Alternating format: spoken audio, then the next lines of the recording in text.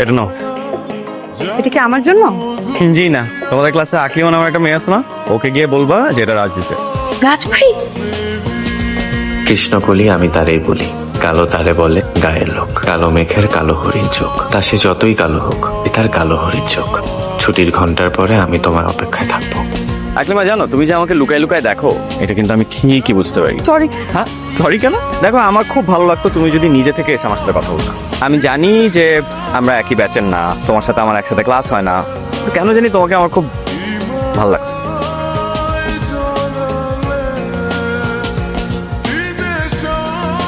আমার মনের সব কথাগুলা কাউরে কিন্তু বললো না। I love you. তুই বাজিতে দিচ্ছস? রাজ বাজিতে দিচ্ছে। মাত্র 2 মাসের ব্যবধানে ফকিন্নি মেয়েটারে প্রেমের ফাঁদে ফেলাইছস। তুই যে একটা জিনিস মামা, তোরে আমার সেলুট। আর তোরেও বলি, তুই কি পাগল? তোর এই চেহারা নিয়ে তুই রাজের সাথে আসছস প্রেম করতে? নিজের চেহারাটা দেখছো? আর আয়নাও তো তোরে দেখলে লজ্জা পাবে। সান্দের লোকে প্রেম করতে আইছস না? সাহস কম না। আকলিমা, তোর নাম যেমন খ্যাত, তুই নিজেও একটা খ্যাত। লজ্জা করে না? একদম কাঁদবি না। Attention please. আজকে আমাদের মাঝে আমাদের এক হারিয়ে যাওয়া বন্ধু ফিরে এসেছে। গত 8 বছর ধরেও আমরা যাকে খুঁজে পাইনি, সে আর কেউ নয়, আমাদের বন্ধু আকলিমা। এই 8টা বছর আমি ছিলাম না তোমাদের মাঝে। এই যে ছিলাম না, এর পেছনে কিন্তু তোমাদের কারো কোনো দোষ নেই। আমি কিন্তু বিন্দু মাত্র কারোর প্রতি রাগ করিনি। আর কার জন্য আমি হারিয়ে গিয়েছিলাম সেটাও হয়তো তোমরা জানো। দীর্ঘ 8টা বছর আমি নিজেকে অনেক পরিবর্তন করেছি। এখন তো দেখতেই পাচ্ছ, নিজেকে এতটাই পরিবর্তন করেছি যে আমার নামটা পর্যন্ত আমি চেঞ্জ করে ফেলেছি। আকলিমা থেকে এখন আমি মেঘা। সবাই আমাকে মেঘা নামে চিনি। এখন আর কেউ না আমাকে ডেকে বলে না যে এই তুই বিচ্ছিরি, তুই কুচ্ছি, তুই সর। যে আগের ওই বোলিংটা আমি এখন আর শিকার হতে হয় না। আমার সৃষ্টিকর্তা না প্রত্যেকটা মানুষকে সুন্দর বানায়, নিজ হাত দিয়ে খুব যত্ন নিয়ে বানায়। আমি কিন্তু টপার ছিলাম, ব্রিলিয়েন্ট স্টুডেন্ট ছিলাম, তাই কিন্তু আমাকে পাত্তা দাওনি। এখন কেন দেখছো যে আমি অনেক সুন্দর হয়ে গেছি? সেটা কয়দিনের? আমরা কয়দিন এরকম সুন্দর থাকতে পারবো? আমাদের জীবনটা, যৌবনটা কয়দিন ধরে রাখতে পারবো বলো? 10 বছর, 20 বছর, 30 বছর, তারপর তো আমাদের বৃদ্ধ হতে হবে, আমাদের মৃত্যুবরণ করতে হবে। থাকবে কি জানো? আমাদের ওই চরিত্র, আমাদের মন। আমি এখনো তোমাদের সে আগের আকলিমায় আছি। সবাই পার্টিটা এনজয় করো। Thank you. তুই মনে এত কষ্ট নিয়ে চলে গেছিস।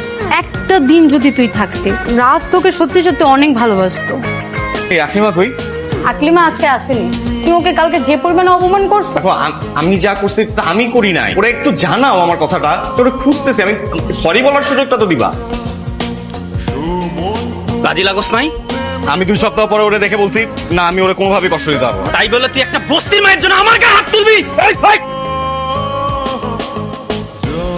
ম্যাম, আমি তো ওকে ডিস্টার্ব করবো না, আমি তো সরি বলার জন্য। ম্যাম, যদি বলো আর ডিস্টার্ব করো, কোনোভাবেই দেওয়া সম্ভব না। হ্যাঁ, আমি আমি আমি বাজি ধরছিলাম। মিশার পরে আমি সত্যি সত্যি ওর প্রেমে পড়ে গেছি। আমি ওর কাছে একটু সরি বলবো, এতটুক তো। ভাইয়া, আমি সত্যি জানি না আকলিমা কোথায়। আমার সাথে আমার নিজেরও কোনো যোগাযোগ নেই।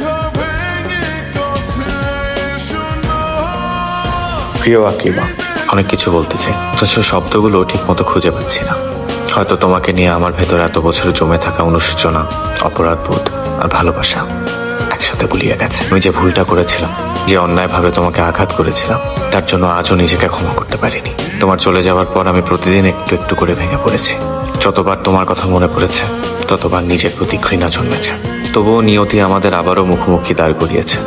তোমার সাথে ক্যাফেতে প্রথম দেখা হওয়ার দিনই আমি চিনে ফেলেছিলাম তুমি আমার আকলিমা। তাই যখন তোমার চোখে হাসি দেখেছি, তখন হাসির আড়ালে লুকোনো অভিমানটাও দেখেছি। মেঘা বা আকলিমা যেই হও না কেন, আমি তোমার কাছে ক্ষমা চাই। হয়তো 1000বারও এই শব্দ বললেও সেই আঘাত মুছে যাবে না, কিন্তু বিশ্বাস করো, আজকের আমি শুধু তোমাকেই চাই। তোমার হাতটা ধরে জীবনের পথ একসাথে হেঁটে যেতে চাই।